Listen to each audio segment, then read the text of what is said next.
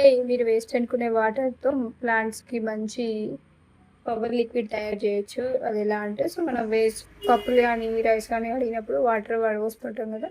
So, వాటర్‌ని మీరు ఒక బాటిల్‌లో పోసి ఒక 2 డేస్ ఫర్మెంటేషన్ చేయాలి. సో, అప్పుడు బాగా ఫర్మెంట్ అయిన తర్వాత దాంట్లో న్యూట్రియంట్స్ అనేవి మంచిగా ఫార్మ్ అవుతాయి. ఫర్మెంటేషన్ వల్ల మనకి న్యూట్రియంట్స్ అనేవి ప్లాంట్స్‌కి బాగా అబ్జార్బ్ అవుతాయండి. సో, ఫర్మెంటేషన్ ఖచ్చితంగా చేయాలి 2 డేస్.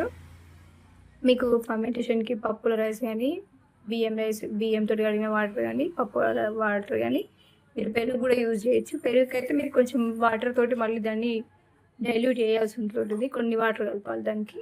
ఒక హాఫ్, ఒక హాఫ్ కప్ ఆఫ్ పెరుగేస్తే మీరు ఇంకొక హాఫ్ కప్ ఆఫ్ వాటర్ కలిపి స్ప్రే చేసేసుకోవాలి. సో, యాక్చువల్‌గా మా ప్లాంట్స్‌కైతే ఏమైందంటే, సో, నేను పెట్టినటువంటి జస్ట్ మనీ ప్లాంట్‌కి ఊరికే స్ప్రే చేశాను. సో, వంకాయ చెట్లకి చిన్న చిన్నగా ఇలా వైట్ పురుగులయ్యాయి. సో, వాటికి వీటిని స్ప్రే చేశాను. సో, అవి ఎలా ఇప్పుడు ఉన్నాయో లేదో అనేది మీకు నేను నెక్స్ట్ పార్ట్‌లో చూపిస్తాను. సో, నెక్స్ట్ పార్ట్ కోసం సబ్స్క్రైబ్ చేసుకోండి.